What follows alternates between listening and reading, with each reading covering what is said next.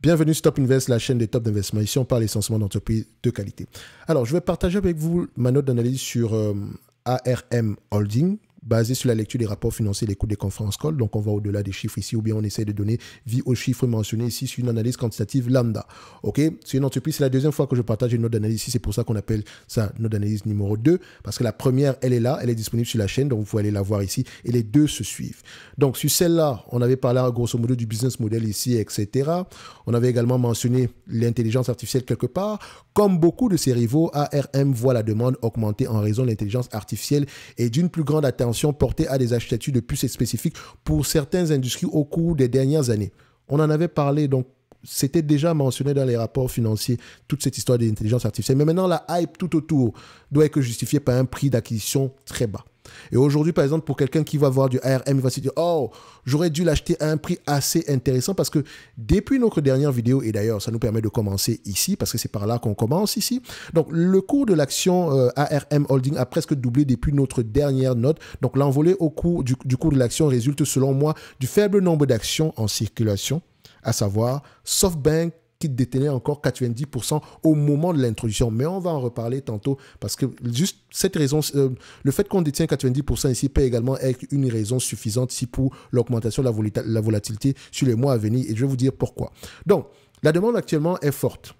Donc, les revenus issus des royalties et des licences ont bondi de 11 et 18% respectivement au troisième trimestre. Donc, les clients se ruent sur la technologie ARM ici pour tirer parti des nouvelles applications d'intelligence artificielle. Donc, l'augmentation des revenus issus des royalties pour des applications allant de l'automobile au serveur dans le cloud alimente à son tour plus de produits et plus d'ingénieurs qui choisissent de développer des logiciels à l'aide de la technologie ARM. Donc, le passage récent du format ARM V9 Google It, les amis, d'accord, fait grimper les taux de redevance. Donc ici, on peut augmenter les prix parce que ARM ne fabrique rien du tout, d'accord. Elle a à peu près une architecture sur laquelle vous pouvez construire, fabriquer des puces électroniques, etc. Donc, des semi-conducteurs, on va le dire comme ça. L'architecture, et elle licencie cette architecture-là, d'accord. Donc, c'est pour ça qu'elle a des marges très, très élevées. Donc, le passage récent au format ARM V9 fait grimper les taux de redevance et les ventes de la plateforme, à savoir ARM V9, la plateforme améliorée ARM V9 représente désormais 15% du total contre seulement 10% au trimestre précédent et ça ne semble pas vouloir s'arrêter. Donc, plusieurs smartphones basés sur la technologie ARM seront commercialisés cette année par des fournisseurs de premier plan, ce qui permettra d'offrir une multitude de nouvelles fonctions telles que la traduction en direct et la recherche intuitive. Donc, ARM offre un potentiel d'appréciation supérieur à la moyenne jusqu'en, disons, 2027-2029, parce que généralement ici, le cycle est de 3 à 7 ans. OK? Ne me croyez pas sur parole, allez rechercher l'information vous-même. OK? Je vous la donne, vous recherchez également, histoire d'avoir également un avis contraire ou bien un biais de confirmation également à ce niveau, après vos propres recherches. Vous savez que sur cette chaîne, on vous encourage à faire vos propres recherches.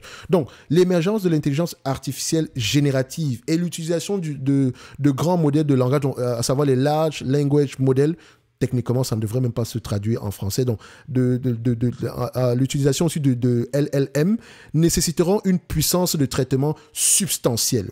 Non seulement la technologie ARM offre des performances élevées, mais elle le fait avec des contraintes de puissance plus importantes. Donc, une autre source de croissance consistera probablement à se différencier sur le marché en créant des sous-systèmes informatiques spécifiques.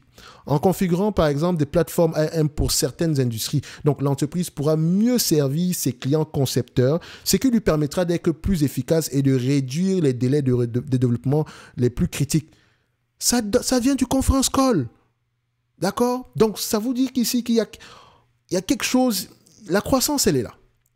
D'accord? Et quand on introduit un nouveau produit ici, ça nous permet d'augmenter les prix. Donc, les chiffres qu'on voit présentement peuvent être encore plus encourageants demain ou bien encore plus élevés demain, surtout en termes de prévision. OK? Donc, d'un point de vue fondamental, peu de sociétés technologiques offrent de meilleures perspectives à long terme. Cependant, le cours de l'action est très irrégulier, ce qui la rend inappropriée pour les investisseurs prudents. Et je considère que je suis un investisseur prudent. De plus, la période de lock-up a expiré le 12 mars et pourrait exacerber la volatilité. Et le lock-up, c'est quoi? En fait, quand une entreprise s'introduit en bourse ici, pendant une certaine période ici, certains actionnaires majoritaires ou bien le management n'a pas le droit de vendre ses actions pendant un certain temps. OK? Et une fois, surtout quand on a un sponsor, parce que SoftBank, c'est un sponsor. Donc, à la fin de la journée, l'entité appartenait totalement à SoftBank ici. Donc, maintenant, si SoftBank veut à peu près matérialiser ici sa plus-value, elle doit vendre certaines de ses actions-là. Et il y a de fortes chances que, vu que SoftBank détient 90%, d'accord, de l'entité, si elle se met à vendre sur le marché ici, ne vous inquiétez pas, ce n'est pas comme si elle va vendre une action par jour. Elle les vend en bloc. Et pour les vendre ici, il faut trouver quelqu'un qui va les acheter. Et pour trouver quelqu'un qui va les acheter, ça se passe encore comme avant au téléphone. Hein. Donc, dites-vous qu'on va appeler quelqu'un qui dit « Ok, j'ai des actions SoftBank ici présentement. Je veux c'est pas plus grave que ça. Je vais m'en débarrasser, par exemple. Combien est-ce que vous me proposez SoftBank, excuse-moi, si ARM Holding aujourd'hui cote à peu près à 134 $, la personne qui va vouloir vous acheter les actions en question au bout de fil ici va peut-être vous dire, OK, je t'en donne 130, d'accord, ou bien 128. Bref, ils vont négocier. Mais les gros volumes d'actions, ça ne se vend pas comme ça.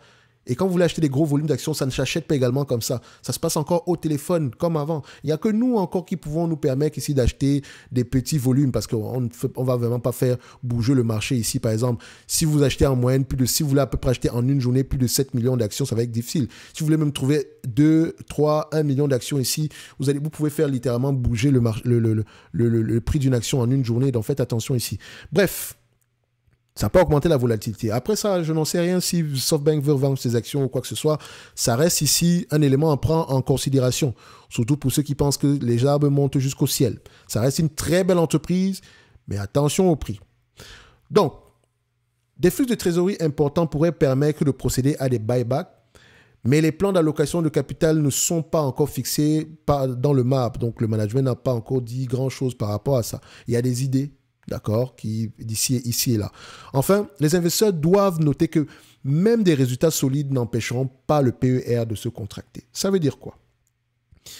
Ça veut dire ici que cette compagnie peut, au prix actuel, ne plus rien faire du tout, rester à 134 $, malgré le fait que les bénéfices nets continuent à augmenter. Ce qui va réduire ici le PER en question.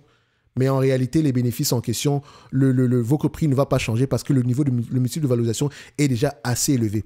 C'est ce qui est arrivé, c'est la situation que Microsoft a connue après la période de 2000, je pense 2008-2009 par là. Le PER s'est mis à diminuer, les bénéfices nets augmentaient certes, mais le prix de l'action ne bougeait pas du tout pendant plusieurs années. OK? Et ça peut arriver ici avec ARM Holding. Dans tous les cas de figure, moi, je jette mes idées comme ça en l'air. Hein. Vous faites ce que vous voulez derrière. Vous savez qu'ici, personne ne vous force à faire quoi que ce soit. Mais je vous encourage toujours à réfléchir au-delà des chiffres. Parce que c'est comme ça qu'on fait une analyse fondamentale. D'accord? On fait la différence entre le quantitatif et le qualitatif. Nous savons que ARM pourrait avoir des résultats très positifs dans le futur. Mais le prix qu'on paye ici doit également être assez satisfaisant pour nous. D'accord?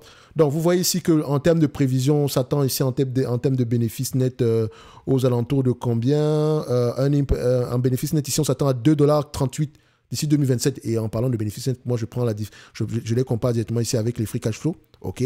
Donc, même si je les prends à 25 fois les bénéfices, je ne paierai pas plus de 50 $ ici, aujourd'hui. Et je me base là sur les bénéfices de 2027. OK? Pas plus que 50. Et maintenant, je peux me tromper. Mais même avec ce 50-là, je n'ai même pas de marge de sécurité derrière. OK? Donc aujourd'hui, si vous me vendez cette compagnie en date d'aujourd'hui, vaut mieux, j'espère qu'elle va faire au moins du 5 $ l'action d'ici 2027 ou 2026 par là. De préférence d'ici 2028, 2026. Il faut qu'elle fasse au moins du 5 $ par action. Pourquoi 5 $ par action? Tout simplement en prenant la capitalisation boursière, le prix actuel 134 $, divisé par 25, disons, vu que c'est une entité qui a des marges exceptionnelles, qui a un produit très très demandé, qui a une croissance, le marché final ici est en croissance, donc on peut la payer à 25 fois les bénéfices, les bénéfices futurs. Donc maintenant, quel bénéfice futur? J'aime souvent prendre en considération 2 à 3 ans par là. Donc ici, il faut au moins qu'on soit à 5,36 $. Et pour le moment, c'est 2,38 $. Bref, pour moi, ARM Holding est à un niveau assez élevé en date d'aujourd'hui. Ça ne veut pas dire qu'elle n'aura pas de très bons résultats sur les mois à venir et je vous ai donné mes éléments ici. Maintenant, si vous n'êtes pas d'accord, c'est votre problème, mais toujours coupler cela avec des éléments quantitatifs et qualitatifs. OK? Ne venez pas me dire ici que ouais, mais le PER peut continuer à augmenter. En fait, en date d'aujourd'hui, si les bénéfices net n'augmentent pas, vous êtes en train de payer l'entreprise pour un rendement de 1%. Donc, est-ce que vous êtes capable d'acheter imaginez que vous dépensez 1 million d'euros ici aujourd'hui pour un bien immobilier. OK? Et quand on vous dit que ce bien immobilier peut vous rapporter 10 000 euros par an, vous avez dépensé 1 million d'euros pour obtenir 10 000 euros par an. Votre rendement sur coût est de combien? 1%.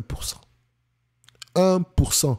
Et le but ici est de maximiser nos rendements sur coût par rapport à nos rendements sur coût le jour de l'achat. On va le dire comme ça. Tout en sachant qu'on doit se garder une assez bonne marge de sécurité parce que la valorisation d'une entreprise ici, c'est une estimation. Ce n'est pas un chiffre parfait. C'est pour ça que vous pouvez utiliser les meilleurs modèles mathématiques au monde ici.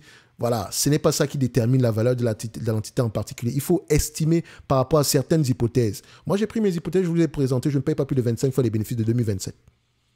Et je sais qu'on peut avoir des résultats positifs ici parce que X, Y, Z, je vous l'ai mentionné ici. D'accord? L'entreprise peut augmenter également ses marges. C'est possible. Mais pour le moment, par rapport à ce que moi je comprends, par rapport à l'estimation des analystes également ici, qui ont eu tendance ici à consulter la taille du marché. Et je pense que sur la première vidéo sur ARM Holding, on en avait parlé.